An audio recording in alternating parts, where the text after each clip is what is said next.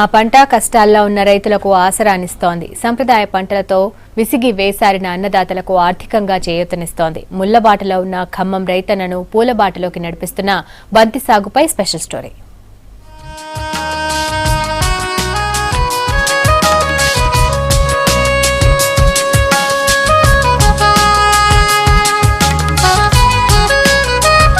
సంప్రదాయ పంటలతో నష్టాలు చవిచూసిన ఖమ్మం రైతులు ఇప్పుడు వాణిజ్య పంటలపై ఆసక్తి చూపిస్తున్నారు. వ్యవసాయం ప్రారంభం నుంచి పంట అమ్ముకునే వరకు ఇబ్బందులు పడిన రైతులు పూల తోటల పెంపకంతో లాభాలు గడిస్తున్నారు.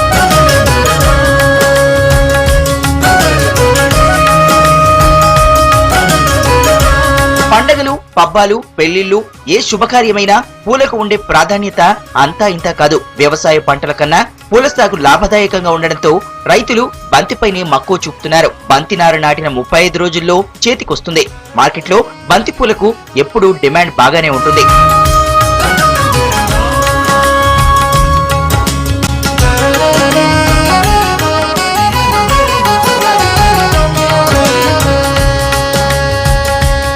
దసరా, బతుకమ్మ, దీపావళి నుంచి సంక్రాంతి వరకు బంతిపూలకు మంచి గిరాకీ ఉంటుంది.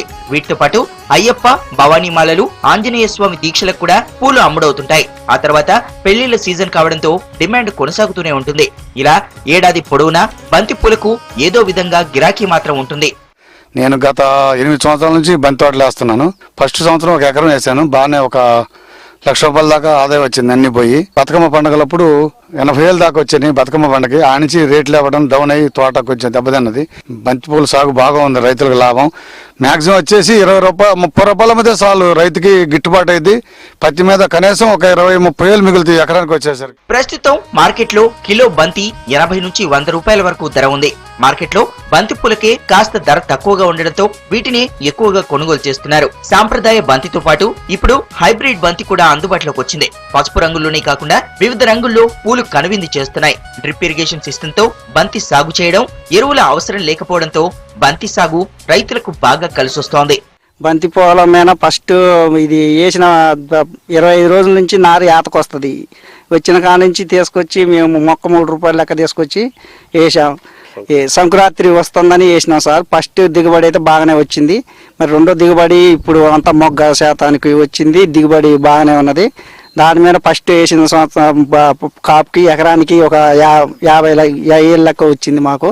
బతుకమ్మ పండగ వరకు మంచి సీజన్ ఉంటుందండి. 100 కాడ నుంచి లోపు 80-70 అట్లా అమ్మినాం.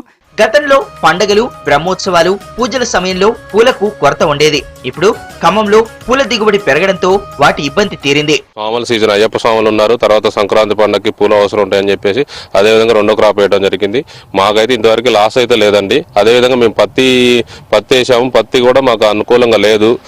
సంవత్సరానికి అంటే మాకు క్రాప్కి వచ్చేసి 70 నుంచి 80 వరకు అమ్ముతున్నాం మేము పూలు. దానికి 20 నుంచి 25 క్వింటాల వరకు అమ్ముతున్నాం పూలు మేము. మాకు మంచి రాబడి ఉంది, మంచి అందుబాటులో ఉన్నది కాబట్టి మేము చేస్తున్నాం అండి. పూల సాగుతో అన్నదాతలు సంపాదించడమే కాకుండా పరోక్షంగా మరికొందరికి ఉపాధి కల్పిస్తున్నారు.